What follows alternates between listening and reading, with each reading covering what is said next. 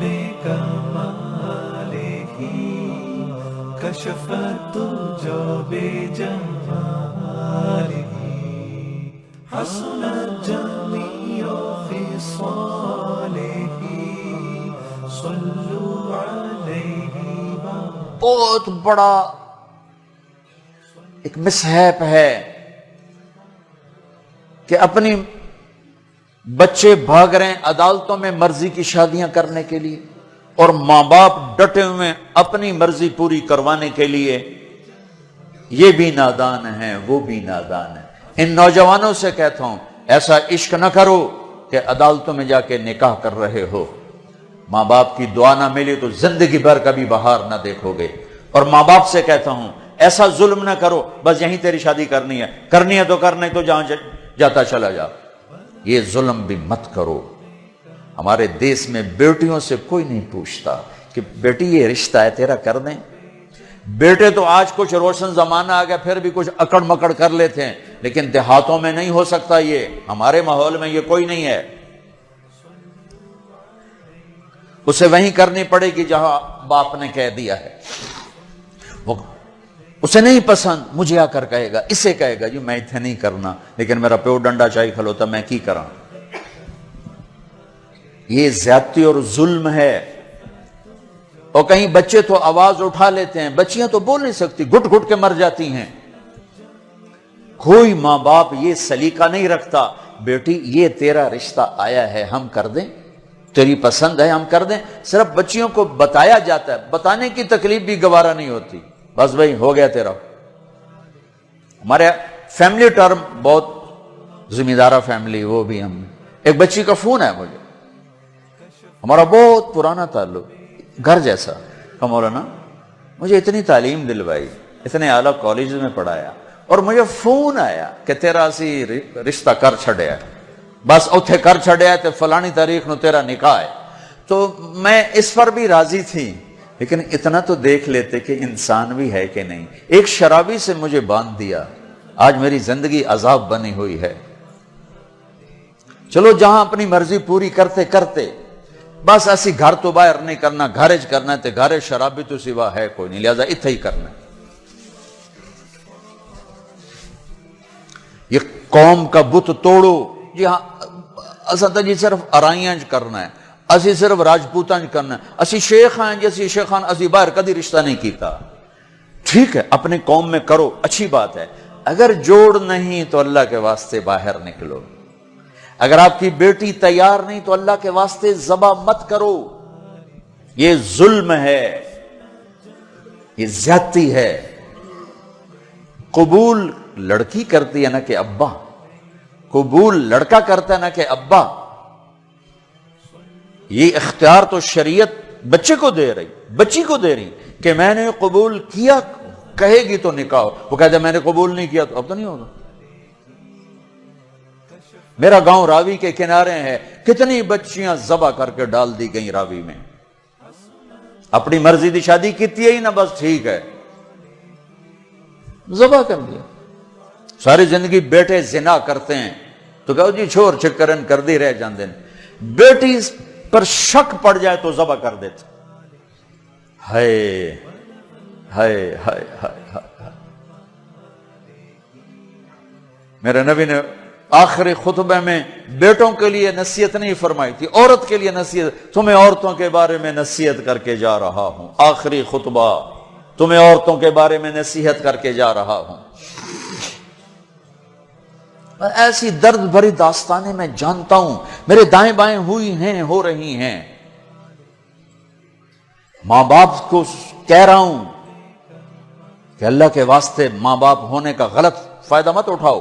باجی ایتھے ہی کرنا ہے کھبے سجے ایسی کو نہیں کرنا اسی قوم تو باہر نہیں کرنا ہی تو کر نہیں تو بیٹھے رہو. میرے اپنے خاندان میں ہم چھوٹے چھوٹے کتنی بوڑھی ہماری پتہ نہیں دادیاں نانیاں جو بھی لگ دیاں پتہ نہیں کی لگ دیاں بغیر شادی کے مر گئیں کہ قوم میں رشتہ کوئی نہیں تھا خاندان میں رشتہ کوئی نہیں تھا. یہ ستم آج میرے دیس میں ہے.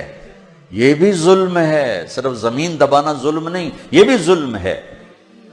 رشتہ رشتہ مانگنے والے علی، اور مانگا جا رہا ہے فاطمہ کا۔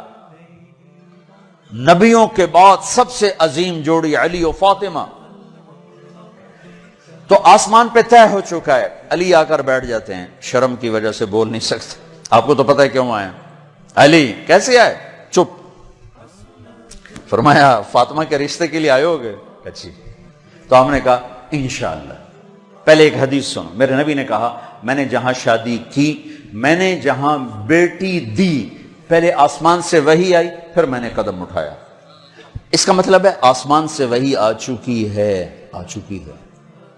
کہ چونکہ پہلے ابو بکر نے آ کے رشتہ مانگا، آپ نے انکار کر دیا۔ حضرت عمر نے آ کے رشتہ مانگا، آپ نے انکار کر دیا۔ عبد الرحمن بن عوف نے حضرت علی سے کہا علی تو جا مانگ، تجھے نہیں انکار ہوگا۔ حضرت علی نے کہا میں تو بہت غریب ہوں، میرا تو گھر بھی اپنا نہیں، مجھے دے دیں گے؟ کہا ہاں ضرور، تجھے ضرور دیں گے۔ تو ان کو بھیج کر نہ خود باہر سارے کھڑے ہو گئے۔ تو آپ نے کہا اچھا انشاءاللہ، اور یہ کہہ کر اٹھ گئے۔ حضرت علی پریشان ہو کے باہر نکلے تو اب پوچھا عبد الرحمن کیا ہوا؟ کہا انکار ہو گیا۔ انہوں نے کہا کیسے؟ کہا بس کچھ نہیں کہا۔ کہا کچھ تو کہا؟ کہا انشاءاللہ کہا۔ تو کہا تو بس ہو گیا۔ کہا وہ کیسے؟ کہا نبی کا انشاءاللہ ہاں ہوتا ہے، یہ ہاں ہے علی، ہاں ہے۔ اچھا اب یہ انشاءاللہ کیوں کہا ہے جبکہ آسمان سے وحی آ چکی، جبریل پیغام لا چکے ہیں، اب یہ انشاءاللہ کیوں کہا ہے؟ ایک کام کرنا باقی ہے۔ اب گھر گئے، بیٹی فاطمہ علی کا رشتہ آیا ہے، کر دوں؟ ہو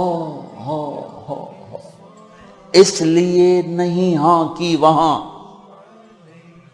ہمارے والدین اپنی بےزتی سمجھتے ہیں بیٹی سے پوچھنا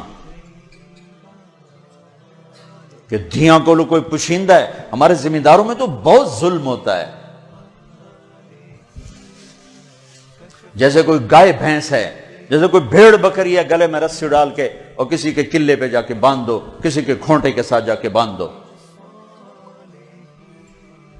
شہروں میں تو پھر بھی تعلیم آ گئی ہے، کچھ نہ کچھ بچیاں بھی بول پڑتی ہیں، اس کے بولنے کو بغاوت سمجھا جاتا ہے۔ او بھائی یہ بغاوت نہیں، اپنا حق مانگ رہی ہے۔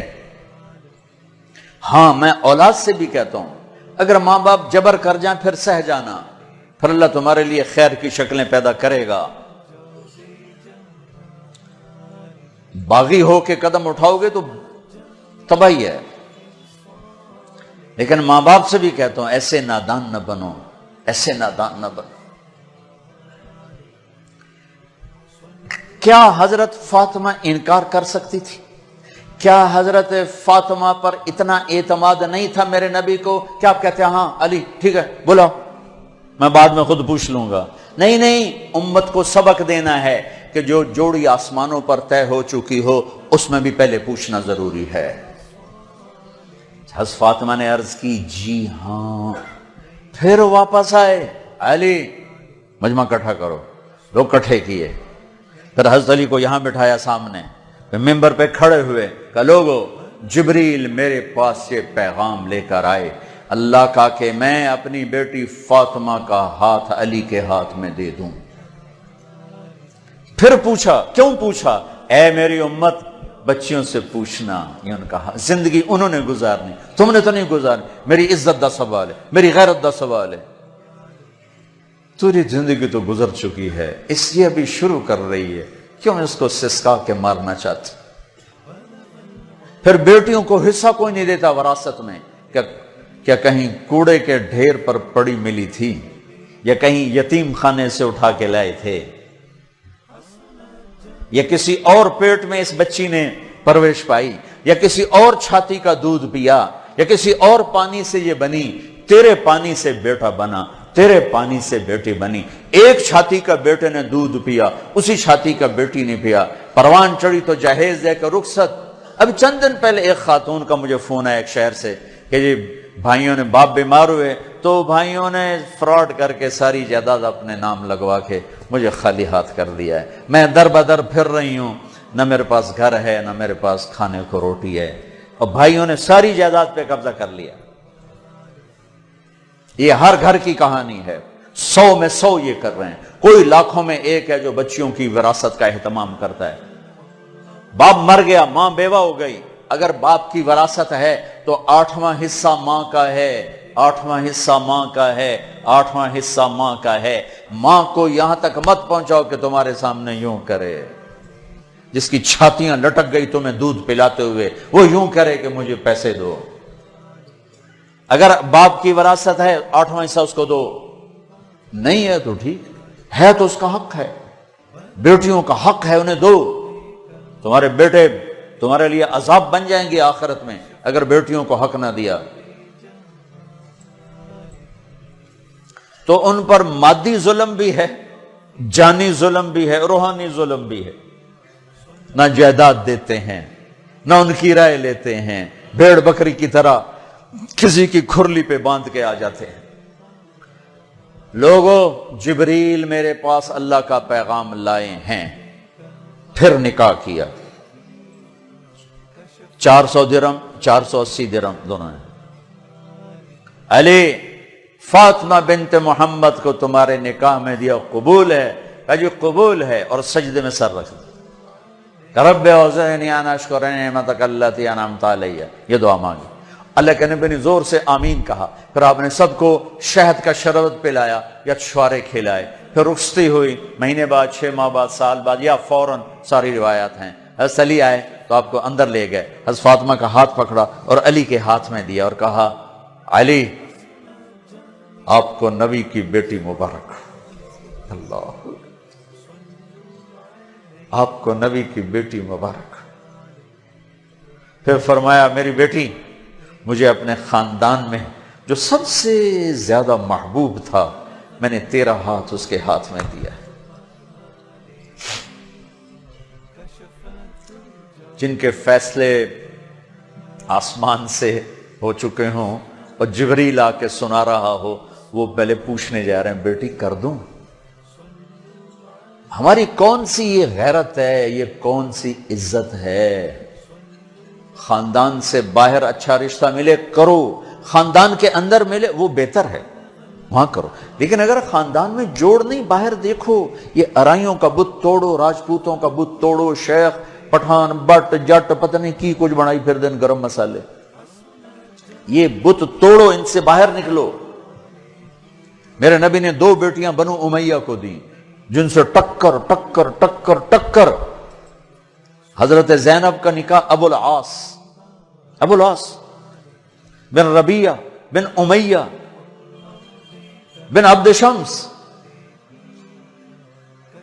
امیہ کے پوتے کو اپنی بڑی بیٹی دی. اور عثمان بنو امیہ میں سے 2 بیٹیاں ان کے نکاح میں دی، رقیہ، ام کلثوم. اور جب ام کلثوم پہ انتقال کریں گے تو فرمایا اگر میری 100 بیٹیاں ہوتی تو میں 100 اور اس طرح مرتی تو میں ایک ایک کر کے عثمان کے نکاح میں دیتا. بنو امیہ میں بیٹیاں دی، ایک بیٹی فاطمہ اپنے گھر میں دی علی کو. اپنے خاندان میں شادی کی قریش، خاندان سے باہر برادری میں شادی کی عرب، ہلالیہ، مستلق. پھر برادری سے بھی باہر یہودی نسل میں شادی کی، حضرت صفیہ بنو اسرائیل میں، یہودیوں میں سے. اپنے نبی کو تو دیکھو کیا کیا انہوں نے. ہم اپنے نبی سے بھی آگے جا چکے ہیں. کتنے بچے میرے پاس آتے ہیں نوجوان کہ جی شادی کرنا چاہتا ہوں، وہاں بچی بھی تیار ہے، لیکن وہ کہتے ہیں بس ہم نے راجپوتوں سے باہر نہیں کرنا، ہم نے ارائیوں سے باہر نہیں کرنا، ہم نے شیخوں سے باہر نہیں کرنا. میں ان کو یہ کہ بھائی دیکھو بیٹا، کورٹ میرج سے بچنا کہ برکت نہیں ہوتی. اللہ سے مانگو، نہیں ہو تو پھر صبر کر کے پی جاؤ.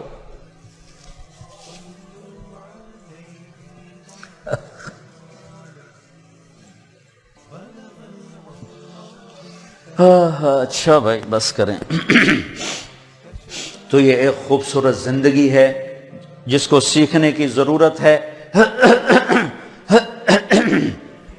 یہ تبلیغ میں جانا، اس کو سیکھنا ہے. یہ وہ زندگی کے وہ مسائل ہیں جو عام طور پر ممبر سے بیان نہیں ہوتے، عام طور پر ان کو نہیں سامنے لایا جاتا، جس کی وجہ سے ہم ایسے الجھے پڑے ہیں میں آپ کی منت کرتا ہوں اپنے نبی کی پاکیزہ سیرت سیکھو، زندگی سیکھو، قرآن پڑھو، سیرت پڑھو، علماء سے رابطہ رکھو، علماء کو عزت دو، ہر فرقے کے عالم کو عزت دو، آپ سے اختلاف کرے، آپ کو برا بھلا کہے، عزت سے سلام کرو، محبت کرو، تبلیغ میں وقت لگاؤ تو انشاءاللہ آپ کی زندگی کے روشن باب کھلتے چلے جائیں گے اور وہ چلا 4 مہینے کے لیے تو جس کے نصیب میں ہوگا وہ نکلے گا۔ لیکن ایک مطالبہ میں ہر بیان کے آخر میں کیا کرتا ہوں، وہ اب بھی کر رہا ہوں کہ ماشاءاللہ اکثر نوجوان کھڑے ہو بیٹھے ہو، پیچھے بھی گراؤنڈ میں لوگ بیٹھے ہوئے ہیں، میں آپ سب سے توبہ کی تشکیل کروانا چاہتا ہوں کہ آؤ ہم سب مل کر اجتماعی توبہ کر لیں کہ توبہ سے اللہ خوش بڑا ہوتا